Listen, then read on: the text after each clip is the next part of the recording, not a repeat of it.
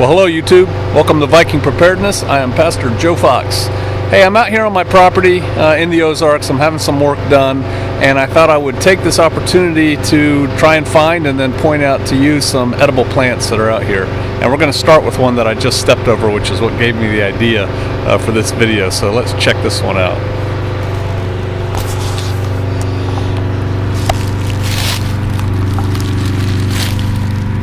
I call this wood sorrel. It looks kind of like clover, and the way I identify it, it looks like clover with heart-shaped leaves, and it tastes really lemony in a nice way. This is a really nice addition to salad and stuff like that. Matter of fact, I'm going to eat this right now. That's really good. Okay, right here, all these blossoms, these are going to be blackberries. And we've got a bunch of them here, and but this is what the plant looks like. Has, here we go, I'll show you this one. Has these little leaves right here. You can take these leaves and dry them out and make a tea out of them, and it has some kind of, you know, good for you properties. I'm not an herbalist, so I don't know. These are the flowers that are going to turn into berries.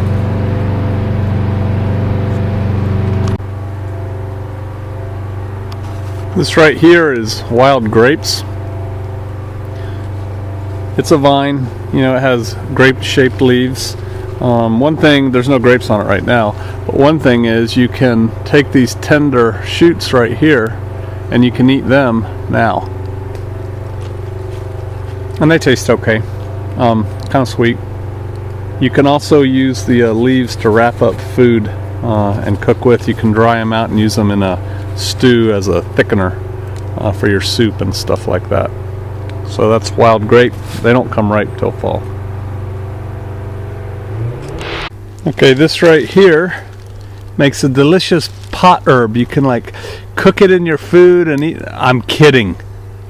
Do not eat that. You shouldn't touch it. That's poison ivy. That's what it looks like. There's a lot of people who don't know what poison ivy looks like. Leaves of 3, let it be. There's some there. There's some there. There's some over here. That's all poison ivy. That's what it looks like. Do not eat poison ivy. I was kidding. Just leave it alone. Alright.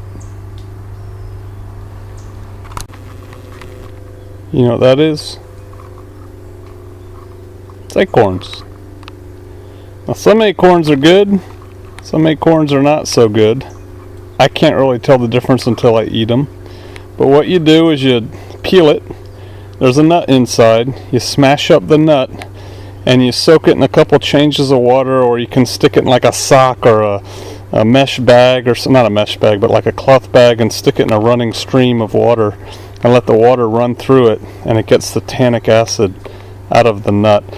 And then you grind them up, let them dry, and then use it like a pan. You can make it like pancakes or flat cakes or stuff like that out of it.